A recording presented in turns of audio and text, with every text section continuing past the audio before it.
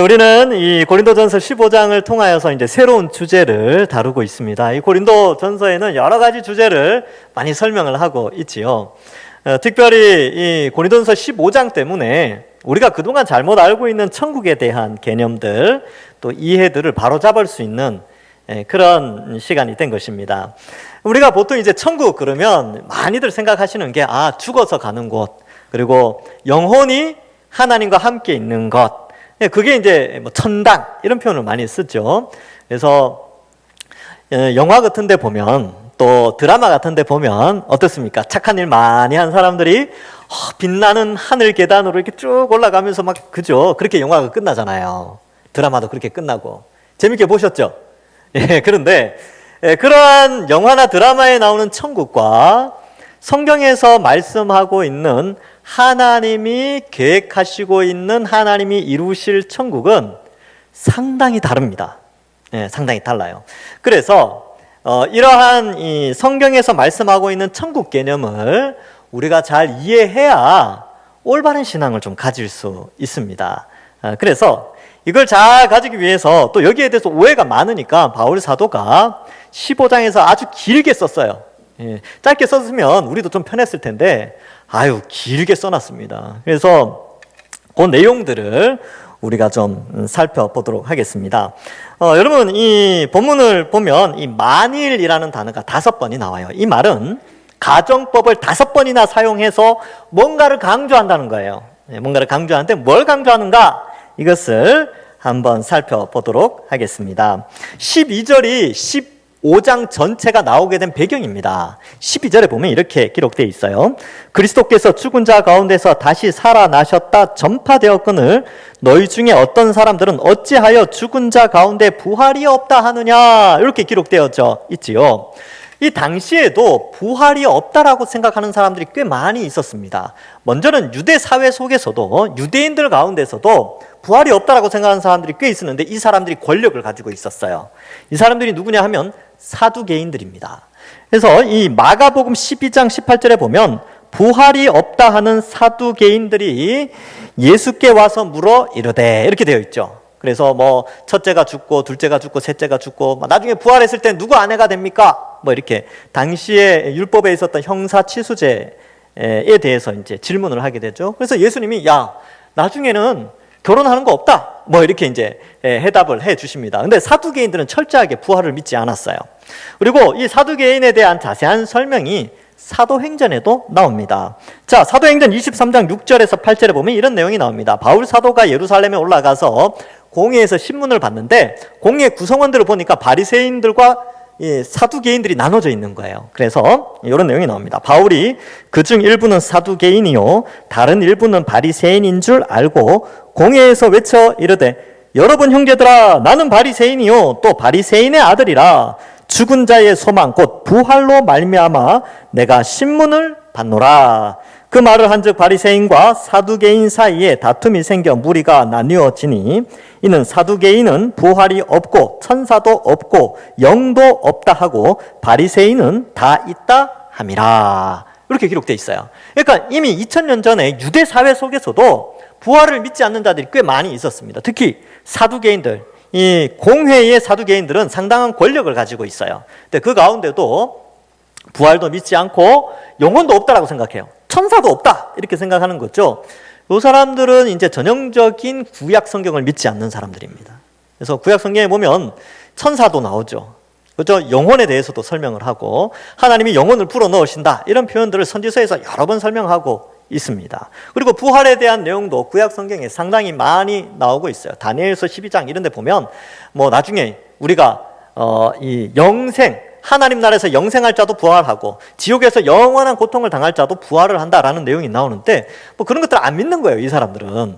오늘날로 치면 자유주의라는 표현과 비슷한데, 이 사람들은 과학을 믿지, 초자연적인 신앙 이런 것들을 믿지 않는 사람들, 이거는 이제 자유주의라고 표현하는데, 이 사람들도 부활을 믿지 않아요. 이 사람들은 어떻게 말하냐면, 옛날에 교회에서 부활이 있다라고 말한 그 의미가 중요하지, 실제로 예수님이 부활한 건 아니야, 이렇게 주장한다는 거예요. 그러니까 예수님이 부활했다라고 그렇게 생각하는 그것이 아주 유익할 뿐이지, 에이, 실제로 부활한 건 아니지. 이렇게 주장하는 사람들이 오늘날에도 있어요.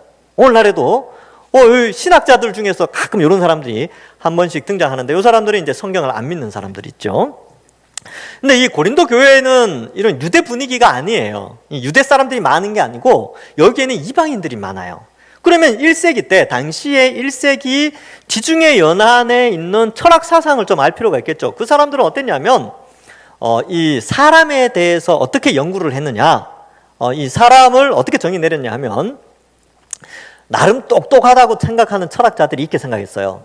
이 사람은 육체와 영혼이 있는데, 육체는 악해, 영혼은 선한데, 선한 영혼이 하늘에 있다가 벌을 받아서 이 땅에 잠시 인간으로 살게 된 거야. 그래서 육체는 악하고 영혼은 선해. 이렇게 주장을 했다는 거예요, 철학자들이. 그래서 이 철학자들 가운데에서 대부분이, 이런 철학 사상이 육체를 굉장히 부정적으로 설명합니다. 부정적으로. 그러니까 어때요? 육체가 부정한데 어떻게 부활의 몸이 다시 부활할 수가 있느냐? 이건 있을 수 없다. 이런 이 당대 그리스 로마 지역 지중해 연안의 철학 사상이 교회 안에 들어와서 부활을 거부하게 되는 것이죠. 그래서 나중에 좀 발전하게 되면 영지주의라고 해서 이 영은 선하고 육은 악하다 이렇게 나누어지는데, 실제로 그렇습니까? 그렇지 않죠. 여러분, 창세기에 보면 하나님이 우리를 흙으로 만드셨어요. 그런데 그 내용에 보면 하나님의 이미지대로 창조하셨습니다. 하나님의 형상대로. 그러면 흙으로 만든 인간을 보면서 하나님이 뭐라고 말씀하셨냐면, 우리가 생명이 되어서 사람이 되어 하나님 백성이 딱 된 모습을 보고 하나님이 보시기에 심히 좋았더라. 그 육체는 나쁜 게 아니에요. 하나님이 선하게 만드셨죠. 죄가 이 땅에 들어와서 우리의 육체를 더럽혀서 그렇지, 육체 자체는 하나님이 하나님의 형상대로 아주 좋게 만들었다는 거예요. 그래서 이러한 개념이 성경에 있는데, 철학 사상이나 혹은 과학 사상이나 이런 것들에 의하여서 육체를 부정한 것으로, 그리고 육체가 나중에 부활하는 것에 대해서는 부정한 것으로 생각하는 사상이 있었다는 것이죠. 그래서 부활이 없다. 오늘날도 수많은 사람들이 부활이 없다고 생각하고, 혹시 여러분들 가운데도 그런 생각이 있습니까? 에이, 무슨 부활이 있어. 그냥 그랬다라고 하는 게 주장하고, 중요한 것은 이 땅에서 착하게 사는 게 중요하지, 이렇게 가버린다는 거예요. 그래서 부활을 부정하게 되면 기독교는 윤리 종교로, 유교나 이런 것처럼, 아니면 이상한 종교의 그 윤리를 강조하는 종교들 있죠. 그런 형태로 흘러가 버립니다, 부활이 없으면.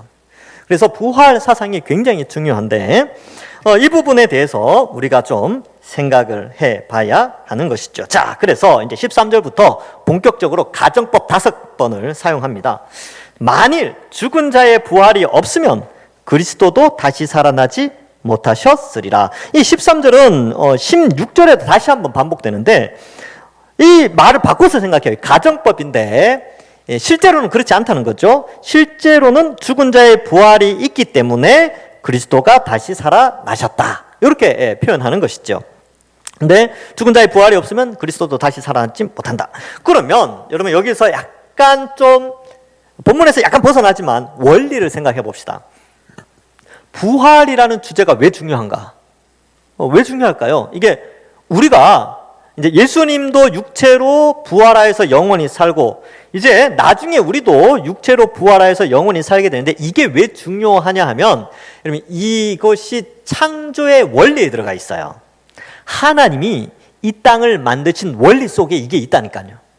그래서 제가 우리 동산교회에 와가지고 새가족부 교재를 새로 만들었죠. 근데 기존에 새가족부 교재가 사과까지 있어요. 그거 그대로 씁니다. 대신에 사과를 더 첨가를 했어요. 그 1과에 이 내용이 나오는데, 하나님이 왜 이 지구와 우주를 만드셨는가? 원인은, 만드신 이유가 있을 거 아닙니까? 그죠? 그것을 하나님 나라 관점에서 설명을 했어요. 그래서 하나님이 주권자로서 왕으로서 존재하시고, 두 번째 나라의 조건, 영토죠. 그래서 영토를 만드셨죠. 그래서 지구를 만드시잖아요. 지구를 조물딱조물딱 해서 궁창의 물과 땅의 물, 또 이렇게 궁창을 나누시고, 또 하늘의 새, 물에 물고기, 땅에 그 동물들 만드시고, 채소와 열매 맺는 것들 다 만드셨죠. 그 다음에 근데 이제 어쨌든 지구를 먼저 만드신 다음에 넷째 날 하늘의 해, 달, 별을 만드셨어요. 여러분, 이 천문학을 공부해 보면 이 별이라는 게 어마어마한 크기입니다. 별이.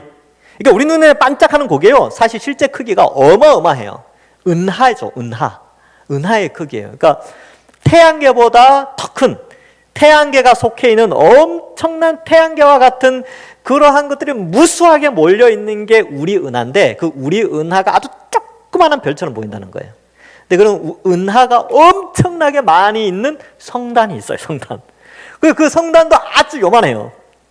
하여튼 우주의 크기가 어마어마한데, 이게 넷째 날 만들어졌습니다. 넷째 날. 제일 먼저 만들어진 게 지구예요. 그래서 만들어지고, 그 다음에 여섯째 날 사람을 만드셨죠. 영토를 만들었으니까. 자, 하나님이 주권자요, 영토를 만드셨죠, 지구. 그리고 온 우주 만물을 만드시고, 백성을 만들어야 될 거 아닙니까? 나라의 구성 요소 세 가지: 주권, 영토, 백성. 그래서 백성은 지구의 흙으로 그 코에 생기를 불어넣어서 생명이 되게 하여 사람이 되게 하셨어요. 그래서 하나님이 이 모든 것을 보시고, 여섯째 날에 그 모든 걸 보시고 하신 말씀, 보시기에 심히 좋았더라. 그런데 죄가 들어오죠. 이 배경은 창세기 할 때, 나중에 제가 창세기 나중에 할 때가 있을 거예요.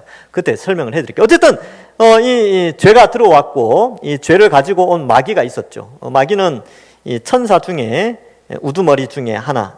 천사도 인격체이기 때문에 얼마든지 주권을 거부할 수 있는 자유의지가 있었어요. 하나님의 주권을 거부하여 하나님을 반역해서 이 땅에 내려와 사람들을 죄짓게 만들었죠. 에덴 동산에서. 그래서 하나님께서 만드시려고는 하나님 나라의 그러니까 이 구원이라는 것이 하나님의 최종 목적지인데, 거기에 목적지는 뭐냐면 태초의 천지를 만들 때처럼 회복하는 것, 그리고 그보다 더 좋은 상태로. 그래서 마지막 때가 되면 마귀도, 귀신들도, 그리고 거짓 선지자들도, 모든 죄인들이 다 불못에 던져지고 사망도 불못에 던져지기 때문에 마지막에 완성될 하나님 나라는 이 지구상에서 인간이 육체를 가지고 영원히 하나님과 교제하며 하나님의 주권 아래에서 지극한 복락을 누리면서 사는 것이 하나님의 최종 구원의 목적지입니다. 우리가 그 과정 가운데 우리가 살아가는 것이죠. 이런 개념이 우리에게 있어야 됩니다. 그래서 부활이 왜 중요하냐? 부활은 육체로 다시 사는 거예요. 육체로. 그러니까 우리가 지금 이렇게 살다가 죽으면 영혼이 하나님과 함께 있지요. 근데 이게 끝이 아니에요. 그래서 이 영혼으로 있다가 나중에 예수님 재림할 때 그 영혼들이 이 땅에, 이 지구상에 다시 와요. 지구는 새하늘과 새 땅으로 다시 변화가 됩니다. 하나님께서 말씀으로 변화시키시죠. 말씀으로 창조하신 주님께서, 하나님께서 말씀으로 이 지구를 새하늘과 새 땅으로 갱신시키십니다. 그래서 요한계시록 할 때 21장 1절 할 때 제가 설명을 해드렸어요. 궁금하신 분들은 집에 가셔서 홈페이지에 들어가서 요한계시록 21장 1절 설교한 부분을 한번 들어보시기 바랍니다. 그래서 새롭게 갱신한 지구와 새하늘과 새 땅에서 사는데, 우리도 갱신되어지죠. 지금의 이런 육체가 아니고 영원히 죽지 않고 새하지 않고 아픔 없고 질병 없고 죽음 없는 그러한 몸으로 다시 변화되어집니다. 그래서 여러분 나중에 돌아가실 때 이제 이 땅을 별세를 이제 소천을 하실 때 자녀들한테, 야, 나 이제 간다, 천국에서 보자, 이것도 참 좋은데 나중에 이제 너네들 살았을 때 예수님 오면 이 땅에서 우리 다시 육체로 만나자, 이렇게 말씀하시는 것도 괜찮아요. 그리고 예수님만 재림하는 게 아닙니다. 우리도 이 땅에 다시 온다니까요. 그것이 이제 15장에 나오는 내용이에요. 그래서 자꾸 옛날 사람들은 천당 간다, 천당 가는 걸 자꾸 구원의 목적지라고 생각하는데, 구원의 목적지는 거기에 있지 않습니다. 우리는 영혼으로 있다가 예수님 재림 때 이 땅에 오죠. 예수님이 부활하신 것처럼 우리도 영원히 죽지 않을 몸으로, 영광스러운 몸으로 부활하게 되는 것입니다.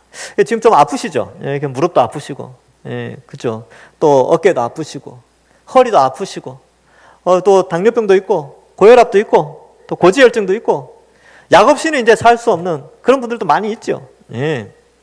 그런데 나중에 주님이 다시 오시면 우리가 영원히 죽지 않고 쇠하지 않고 아프지 않은 몸으로, 영광스러운 몸으로 이 땅에서, 새하늘과 새 땅에서 영원히 살게 된다. 이것이 구원의 목적입니다. 자, 이 구원을 헛되지 않게 바라보도록 2000년 전에 먼저 보여주셨어요. 예수님을 통하여서 부활이 무엇인가, 이것을 우리에게 보여주셨다는 것이죠. 14절에도 보면 그리스도께서 만일 다시 살아나지 못하셨다면 우리가 전파한 것도 헛것이요 너희 믿음도 헛것이며, 여기 헛것이다라는 표현이 나오는데 이게 비어있다라는 뜻입니다.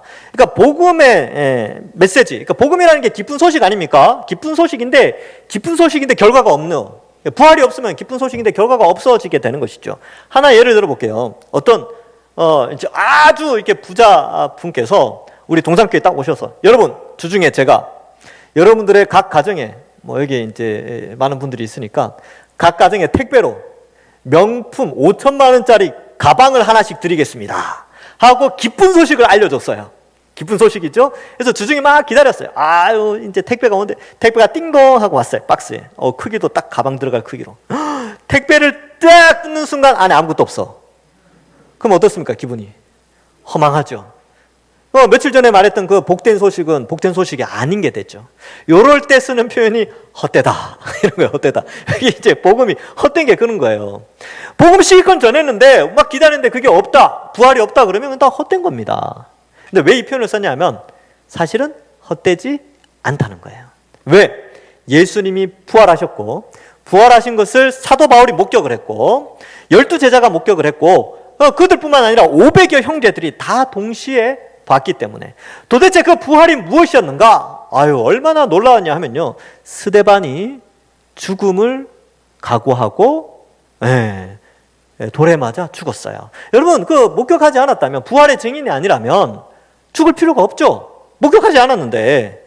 근데 부활을 봤으니까, 예수님이 부활하신 모습을 봤으니까 스데반의 입장에서는 자신의 진리가 진짜니까 죽음으로써 자신의 진실함을 나타낸 것이죠. 감사하게도 또 스데반이 죽을 때는 예수님이 서 있었어요. 그래서 이렇게 보니까 하나님이 계시고, 다른 사람들은 영안이 안 열렸으니까 못 봤고 스데반이 보니까 하나님이 보좌에 앉아 계시고, 보통 예수님이 보좌 우편에 앉아 계시거든요. 근데 스데반이 죽을 때 성경에 보면 서 계셨다 이렇게 표현하고 있어요. 아마 예수님 믿고 처음으로 죽는 첫 번째 순교자라서 아마 그랬던 것 같기도 합니다. 그래서 스데반이 먼저 죽고 먼저 순교하고, 두 번째 사도 중에서는 야고보가, 요한의 형제였던 야고보가 순교를 당합니다. 칼에 맞아 죽지요. 그것도 이제 사도행전에 나옵니다. 그들이 왜 죽었을까요? 왜? 부활하신 예수님을 목격했거든요. 그리고 한번 생각해 봅시다. 여러분, 누군가가 사람으로 있다가 죽었어요. 그런데 그가 살아나서 영원히 살면서 승천을 했다. 그러면 우리 모두가 이런 궁금증을 가지죠. 나도 저랬으면 좋겠다. 나도 영원히 살았으면 좋겠다. 나도 부활해서 영원히 살았으면 좋겠다. 그럴 거 아닙니까? 그러면 그렇게 살기 위해서 누구에게 물어야 됩니까? 바로 그 당사자, 영원히 부활하여서 영원히 사는 당사자에게 그 문제를 해결할 수 있겠죠. 그 질문에 답을 얻을 수 있는 거예요. 그러니까 예수 그리스도에게, 부활하신 예수님께 제자들이 40일 동안 하나님 나라에 대해서 배우게 됐죠. 그리고 사도 바울도 역시 마찬가지죠. 그가 알고 있던 구약에 정통했는데 그 모든 것이 부활하신 예수님을 만나고 그 모든 구약의 예언들이 그리스도를 중심으로 다 풀어진다는 사실을 깨닫게 된 것이죠. 그리고 영생에 대한 바른 길을 알게 된 것입니다. 그러니까 사도들이 또 우리 믿음의 선배들이 그 죽음을 각오하고 다 죽은 것이죠. 그 부활을 소망하면서 다 죽었어요. 그래서 이러한 것들로 봤을 때에 우리가 이 바울이 전파한 것, 복음, 그리고 믿는 것, 예수님이 부활했으니까 결국 헛되지 않다라는 거예요. 만약에 부활이 없으면 다 헛된데 부활하셨으니까 그것은 더 이상 헛된 것이 아니라 그 전파는 다 진짜다라는 것을 반증하고 있습니다. 15절에도 또 우리가 하나님이 만약에 이제 헛것이 되면, 부활하지 않았다면 우리가 하나님의 거짓 증인으로 발견되리니 우리가 하나님이 그리스도를 다시 살리셨다고 증언하였습니다. 그렇게 증언했는데 예수님이 부활하신 거 가짜라면 우리 다 가짜다. 만일 15절 하반절에 죽은 자가 다시 살아나는 일이 없으면 하나님이 그리스도를 다시 살리지 아니하셨으리라. 살릴 이유가 없었죠. 그런데 하나님이 사람을 영원히 살도록 하신 것은 어디에서 약속을 하셨냐면 창조 때 약속하셨어요. 창조 때 보면 에덴 동산에 선악과가 있었죠. 근데 잘 들어보세요. 선악과를 먹으면 어떻게 됩니까? 죽죠. 안 먹으면 영원히 살아요. 안 먹는다는 것은 죄를 안 짓는다는 뜻이거든요. 죄를 안 짓는 사람은 하나님이 영원히 살도록 만들었어요. 그럼 죄를 안 짓는 사람을 뭐라고 표현하냐면 의인이라고 표현하죠. 의인. 그러면 자, 여기서 생각해 볼게. 예수님이 부활하셨어요. 그럼 예수님은 죄인입니까? 의인입니까? 의인이라는 것이 부활을 통해서 증명되어졌어요. 그죠? 왜냐하면 의인은 영원히 살도록 하나님이 이미 창조 때부터 약속을 하셨으니까. 성자 하나님이 이 땅에 완전한 인간의 모습으로 오셨어요. 완전한 인간의 모습으로 오셨는데 그 인간으로 오신 예수님은 완전한 의인이셨습니다. 죄가 없으세요. 그것의 증명이 뭐냐면 부활을 통해서 나타났다는 것이죠. 자, 그렇다면 의인의 자격만 갖추면 누구나 부활의 자격을 갖추게 됩니다. 그래서 믿음으로 말미암아 의인이 된다라는 이신칭의 교리가 그래서 중요한 겁니다. 왜냐하면 예수님 믿고 구원받아서 의인이 되어야지 부활의 자격을 갖추기 때문에 그렇습니다. 그래서 예수님의 부활을 보면서 예수님이 의인이시다라는 것이 증명되어지고 예수님을 믿는 사람은 성경에 보면 그리스도와 연합한다. 그래서 앞에서 우리가 12장에서 성령이 거하시는 성전이다라는 표현뿐만 아니라 우리는 다 지체다라는 표현을 배웠습니다. 누구의 지체냐면 예수 그리스도의 지체가 되는 것이죠. 그리스도와 연합한 자로 성경은 말씀하고 있습니다. 그러면 우리가 예수님을 믿는 순간 예수님의 의인됨이 우리에게 전달되어집니다. 이걸 의의 전가, 전할 전자에 더할 가자예요. 의가 전하여져서 더해졌다 우리에게. 그래서 우리가 예수님 믿음으로 의가 우리에게 전달되어졌기 때문에 우리가 의인으로서 하나님 앞에 세워져서 우리에게도 부활이 주어지게 된다.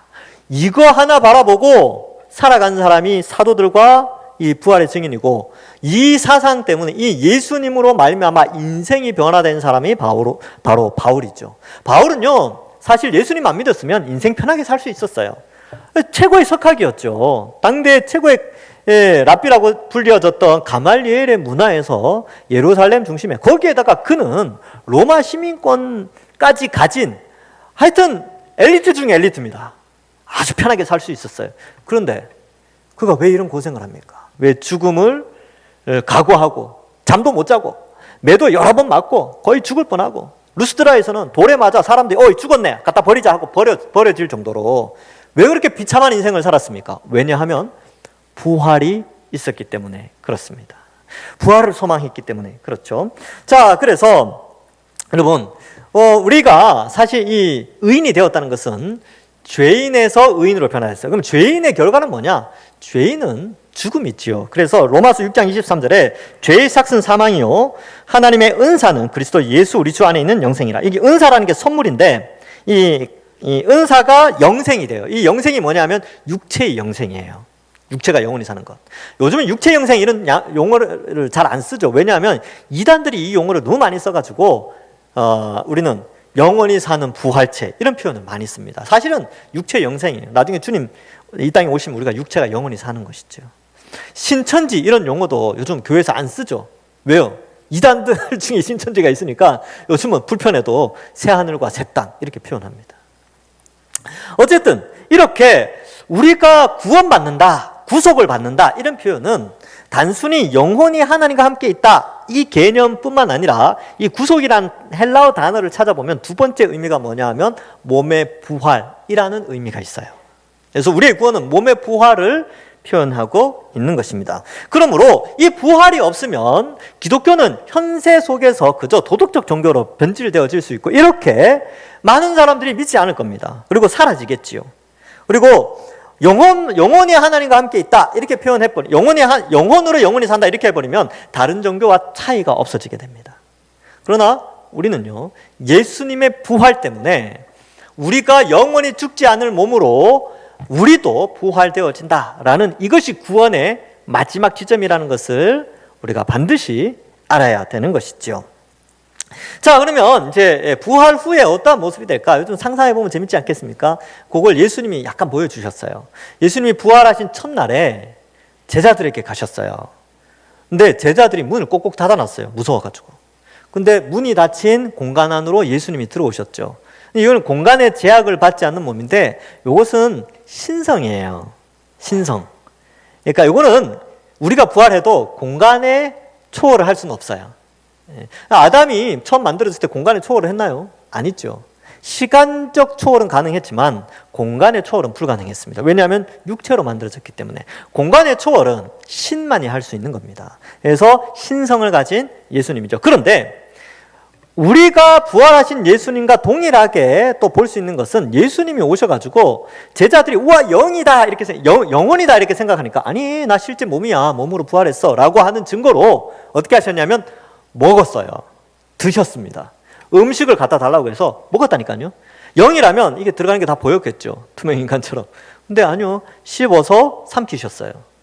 그래서 육체가 부활해도 먹을 수 있죠. 그리고 나중에 또 디베랴 바닷가에서 제자들이 낙심해 있을 때도 예수님이 바닷가에 고기 구워 놓고 기다리고 계셨어요. 같이 이제 먹으면서 식탁 교제 하시면서 이런저런 이야기 하신 것이죠. 그래서 우리가 부활 후에도 얼마든지 먹을 수 있습니다. 그것은 생존을 위해서 먹는 것이 아니라 뭐 교제를 위해서 먹는다 이렇게 또 볼 수도 있겠지요. 이처럼 부활이라는 것은 육체로 부활하는 것. 그래서 우리가 지금 가지고 있는 육체의 속성을 그대로 가지고 있는 면도 있고 또 그렇지 않은 면도 있어요. 연속적인 면도 있고 불연속적인 면도 있습니다. 그래서 연속적인 것은 먹는 것, 또 이렇게 육체를 가진 것. 불연속적인 것은 죽지 않는 것, 영원히 사는 것. 또 이제 예수님은 결혼 제도가 또 없어진대요. 또 아주 친밀한 그런 교회 공동체로서의 그런 것들을 설명하고 또 불연속적인 게 또 뭐가 있을까? 하여튼 그런 것들, 새하늘과 새 땅, 뭐 이런 것들이 있지요. 그러나 연속적인 것도 있어요. 육체로. 이런 육체로 두 손, 두 발. 뭐 부활에서는 손이 4개가 된다든지 뭐 발이 5개가 된다. 그렇게 되지 않아요. 지금과 같은 이런 몸의 형태를 그대로 가지고 예수님처럼 그렇게 부활하는 것이지요. 자, 그래서 우리가 부활하면 시간의 제약은 받지 않습니다. 왜냐하면 영원히 살기 때문에 시간 개념이 없어져요. 공간 개념은 그대로 있겠죠. 그러나 시간 개념은 없어지게 되는 것입니다. 그래서 구약의 성도들도요, 다 이 부활을 소망했습니다. 자, 16절은 아까 13절에서 반복했고 17절에 그리스도께서 다시 살아난 일이 없으면 너희 믿음도 헛되고 너희가 여전히 죄 가운데 있을 것이요 이렇게 표현하고 있죠. 즉 부활은 의인으로서의 증거라고 말씀드렸어요. 그런데 부활이 없다라고 하면 여전히 죄 가운데 있는 거죠. 계속 죽음 아래에 있으니까 그런 의미가 있는 것입니다. 그래서 죄 가운데 있다 이 표현은 의인 되지 못한 예수님 뭘 믿어도 의인이 되지 못한 모습을 나타내고 그럼 의인이 되었다, 죄가 없이 의인이 되었다라는 것은 결국 반드시 부활로 연결되어진다라는 것을 반증하고 있는 것입니다.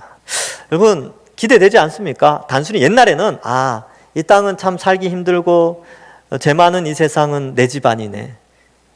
난 저 천국 향해 나가겠네. 이 정도로 구원을 생각했는데 성경을 자세히 보니까 이 부활 육체로 다시 회복되어지는 그런 날이 있구나. 고린도후서에도 보면 고린도후서 5장에 보면 우리가 죽어서 영혼으로 있는 것을 벌거벗은 것과 같다라는 비유를 쓰는 거예요.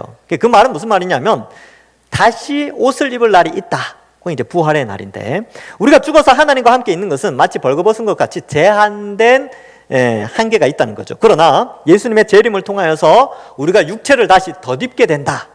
그리고 마음껏 활동하게 된다라는 것을 고린도후서 5장에서도 그것을 설명하고 있습니다. 그러니까 기대되지요.